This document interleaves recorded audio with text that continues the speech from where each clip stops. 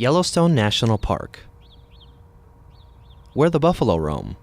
It's home to the last remaining direct descendants of bison that used to dominate the American landscape by the millions. In the late 19th century, they were hunted almost to extinction. Today, roughly 3,000 genetically pure bison roam free in Yellowstone. Many bison wander outside the park in search for food. But almost half of these bison carry a disease called brucellosis, which causes livestock to abort their young. Ranchers fear the disease can be spread to cattle.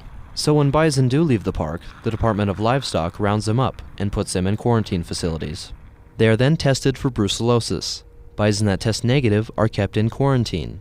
Bison that test positive are slaughtered. The long and contentious issue with bison has prompted Montana Fish, Wildlife, and Parks to consider relocating bison elsewhere in the state. FWP Director Joe Morier says restoring wild bison to places like the Fort Peck and Fort Belknap Indian reservations would help conserve the Yellowstone herd. We don't want all our eggs in one basket. If something were to happen to that Yellowstone herd, we'd be out of luck. Morier says any bison that would be relocated would be tested brucellosis-free. But legislators in Helena still fear that bison, the largest land animal in North America, will spread disease, eat up grass, and cause property damage. In fact, we've ignored bison. During this legislative session, Morier has testified against half a dozen bison bills, all aiming to restrict the relocation of bison in Montana. Anything that you can think of that you might throw into the pot to slow us down has been brought up.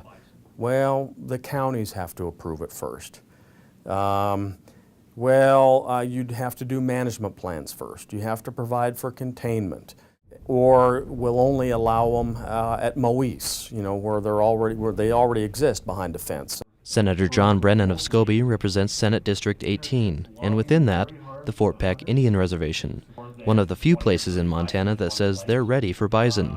He sponsored a bill which would have restricted the relocation of bison anywhere in Montana except to the National Bison Range. Although Brendan doesn't want bison relocated to his district or any other, he agrees bison management is a top priority. This is a file, about 1/3 of a file that I have in Buffalo. And I defy you very often to find in every newspaper, in every place today, of our major newspapers in the state of Montana, there's two things that are of prime importance. It's the economy and buffalo. And I think Morier says despite the strong opposition from the legislature, he's confident Governor Schweitzer will veto all bills restricting bison relocation. And then we'll just have to let the chips fall where they do. But we're pretty confident at this point we'll be able to move forward. FWP plans on relocating about 140 brucellosis-free bison to different areas in Montana.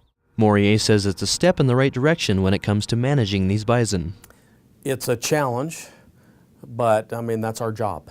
If we start small and do a good job, we'll be able to prove to the public, like often is the case, that it's fine, it's going to work, and the fears that people have probably are not going to come true. So, FWP will likely start relocating bison later this fall. Reporting for Session11.org, I'm Jamie Bedwell.